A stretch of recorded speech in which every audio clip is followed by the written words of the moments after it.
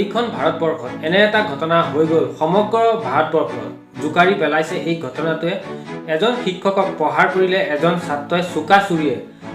এটা লক্ষণীয় কথা যে ছাত্ৰজনৰ হাতত চোকা চুৰি ক'ৰ পৰা আহিল, শ্ৰেণীকোঠাৰ ভিতৰত এই ঘটনাটো সংঘটিত হয়।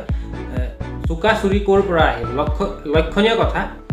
তাৰপিছত ছাত্ৰজনক শিক্ষকজনে বাধা দিছিলে, শ্ৰেণীকোঠাৰ ভিতৰত মোবাইল চলোৱাত বাধা দিছিলে। সেইবাবে ছাত্ৰজনে শিক্ষকজনৰ ওপৰত লক্ষ্য কৰি চোকা অস্ত্ৰৰে আঘাত কৰে। সেই আঘাতত ৰাজেন্দ্ৰ প্ৰসাদ নামৰ শিক্ষকজন গুৰুতৰভাৱে আঘাতপ্ৰাপ্ত হৈ অতি সোনকালে হস্পিটেলত ভৰ্তি কৰা হয়।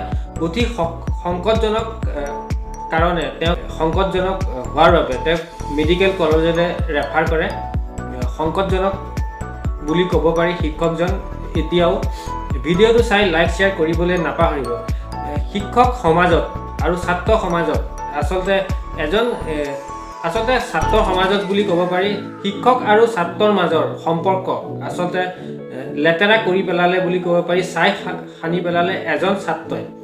নিজৰ শিক্ষকে আচলতে ছাত্ৰজনক বাধা দিছিলে, বেয়া পিনে গতি কৰিছিলে। আচলতে ছাত্ৰজন ভাল পিনে টানি আনিছিলে শিক্ষকজনে, কিন্তু সেই কথা নামানি তেওঁ শিক্ষকজনৰ ওপৰত জঁপিয়াই পৰে, চোকা চুৰিয়ে আঘাত কৰে। লক্ষণীয় কথা, আচলতে ছাত্ৰজনৰ হাতত চোকা অস্ত্ৰ, চোকা চুৰি, ধাৰদাৰ চুৰি আচলতে ক'ৰ পৰা আহিল, শ্ৰেণীকোঠাৰ ভিতৰত। প্ৰতিদিনে তেওঁ বেগৰ ভিতৰত আচলতে চোকা চুৰি লৈ ঘূৰি ফুৰে নেকি আচলতে সেই কথা জানিবলৈ কাৰণে এই ভিডিঅ'টো বনাইছোঁ। আৰু শিক্ষক আৰু ছাত্ৰৰ মাজৰ সম্পৰ্কটো এজন ছাত্ৰই লেতেৰা কৰি পেলালে। কমেণ্টত জনাবলৈ নাপাহৰিব যে এই ছাত্ৰজনক কেনেকুৱা শাস্তি দিলে তেওঁ আচলতে ভৱিষ্যতে এনেকুৱা ধৰণৰ বেয়া কামৰ পৰা আঁতৰি থাকিব পাৰে। কমেণ্টত জনাব।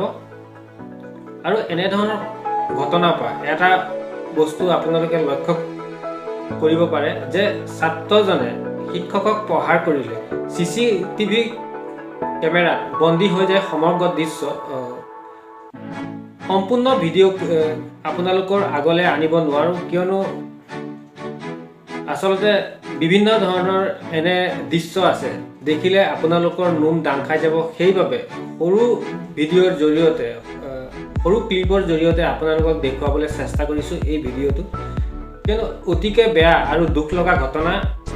বেয়া সেইবাবেই কৈছোঁ, দুখ লগা সেইবাবেই কৈছোঁ যে এজন ছাত্ৰই প্ৰহাৰ কৰিলে নিজৰ শিক্ষাগুৰু, যি শিক্ষাগুৰুৱে এজন ছাত্ৰক কেতিয়াও বেয়া পিনে গতি কৰিবলৈ নিদিয়ে, সদায় সৎ পথেৰে যাবলৈ তেওঁক আহ্বান কৰে বা চেষ্টা কৰে। যিমানে ভাল পথেৰে যাব শিক্ষকজনৰ বুকু সিমানে ফুলি উঠে।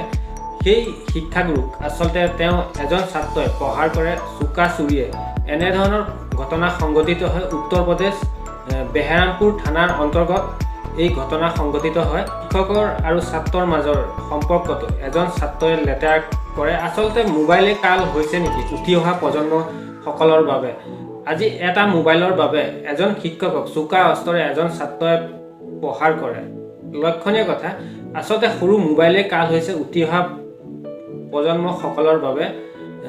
যিকোনো প্ৰকাৰে মোবাইলৰ পৰা আঁতৰাই ৰখাটো চেষ্টা কৰিব ভিডিঅ'ৰ জৰিয়তে আহ্বান কৰিছোঁ। কিন্তু ভৱিষ্যতে অনাগত দিনত কিন্তু মোবাইলে কাল হ'ব পাৰে।